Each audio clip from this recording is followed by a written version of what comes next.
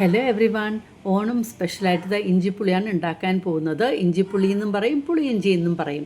ഇഞ്ചിയും പച്ചമുളകും ചെറുതായിട്ട് കട്ട് ചെയ്തെടുത്തിട്ടുണ്ട്. 3 പച്ചമുളകാണ് എടുത്തിരിക്കുന്നത്.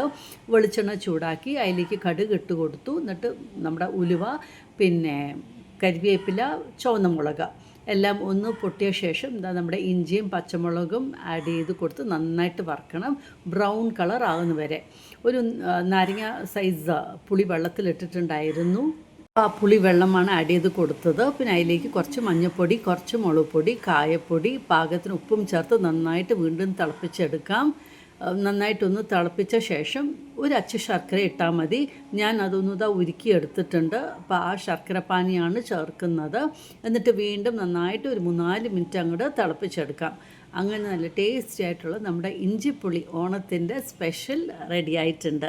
അപ്പോൾ ഇതുപോലെ ഒന്ന് ഇഞ്ചിപ്പുളി അല്ലെങ്കിൽ പുളി ഇഞ്ചി എന്ത് വേണമെങ്കിലും പറയാം, ഒന്ന് ട്രൈ ചെയ്ത് നോക്കൂ ഓണസദ്യയ്ക്ക്.